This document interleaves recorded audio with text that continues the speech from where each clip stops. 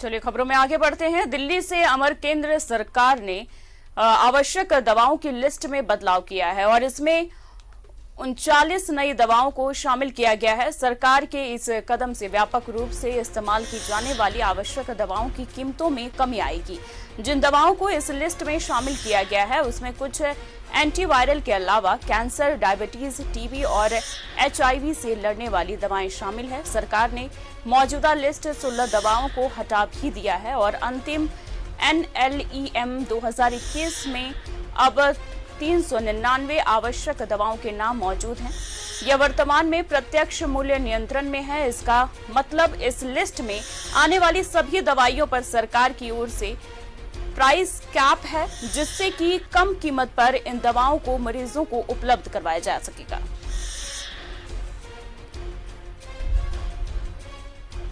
तो केंद्र सरकार ने आवश्यक दवाओं की लिस्ट में बदलाव किया है। आपको बता दें कि इसमें 39 नई दवाओं को शामिल किया गया है। सरकार के इस कदम से व्यापक रूप से इस्तेमाल की जाने वाली आवश्यक दवाओं की कीमतों में भी कमी आएगी।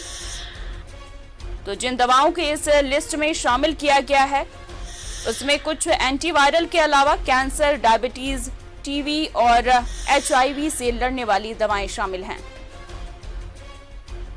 तो केंद्र सरकार का बड़ा फैसला।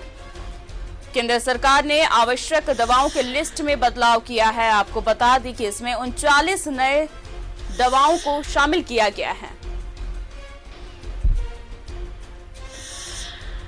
और जिससे अब इस फैसले से अब मरीजों को कम दाम में दवाइयां उपलब्ध हो पाएंगी।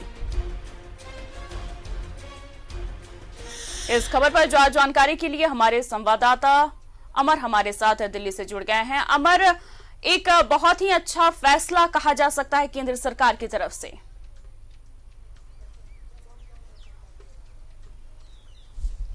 बिल्कुल, देखिए, केंद्र सरकार ने इसेंशियल्स दवाइयों को लिस्ट में फेरबदल की है। केंद्र सरकार ने 39 नए दवाओं को ऐड किया है और उसके बाद 16 दवाओं को जो है वो अपने एसेंशियल्स लिस्ट से बाहर कर दिया है। कहा यह जा रहा है कि कोरोना वायरस के बाद जिस तरह से महामारी फैला है उसको देखते हुए उन लोगों के लिए जो गरीब हैं, जो पैसे से अपना इलाज नहीं करा पाते हैं और सरकारी इलाज के ऊपर हैं और जो इसेंशियल्स दवाइयां वो पे नहीं कर पाते हैं, तो उनको देखते हुए केंद्र सरकार ने अपने एसेंशियल्स दवाइयों के लिस्ट का में फेरबदल करते हुए 399 जो है, लगभग 400 कह सकती हैं आप, 400 दवाओं को लिस्ट जो है उन्होंने जारी किया है, जिसमें कम रेट पर जो है आपको दवाई मिलेंगे। उसमें वायरस के लिए, कैंसर के लिए, उसके बाद ये कहा जा रहा है कि एड्स के लिए, तमाम बीमारियां हैं जिसको देखते हुए केंद्र सरकार ने अपने लिस्ट में जारी किया है। हाँ, सरकार ने अभी तक जो एजेंसी है उनको दिया गया है कि आप इसके जो लिस्ट के जो प्राइस हैं उसको तय करने के लिए उनको दी गई है। अभी लिस्ट में प्राइस तय नहीं हुआ है। इन दवाओं के ऊपर कहा जा रहा है कि कम रेट पे गरीबों को दिया जाएगा। चाहे कोई भी व्यक्ति अगर ये दवाई आप खरीदने के लिए जाती हैं तो आपको कम रेट में दिया जाएगा। केंद्र सरकार का एक जनहित का ये फैसला है। लगातार सरकार ये कोशिश कर रही है कि जिस तरह से महंगाई बढ़ी है और जिस तरह से बीमारी बढ़ती जा रही है, चाहे कोरोना हो, कैंसर हो, डायबिटीज हो, टीबी हो, खसरा हो, ये तमाम जो बीमारी है, जी अमर, बिल्कुल ये कहा जा सकता है क्योंकि कोरोना, खास करके जो कोरोना पेशेंट हैं उसके बाद उनको कई सारी बीमारियां भी हो जा रही हैं और इलाज के लिए गरीब जो है वो पैसा नहीं जुटा पाते हैं। तो कहीं ना कहीं केंद्र सरकार की ये अच्छी पहल कही जा सकती है और जो दवाइयों की लिस्ट शामिल की गई है वो भी एक बहुत ही अच्छी कहा जाता है कि बहुत सारी ऐसी बीमारियां जैसे कैंसर, डायबिटीज, टीबी, इसके लिए अगर कम रेट में दवाई मिलेगी तो गरीबों का भी इलाज हो सकेगा।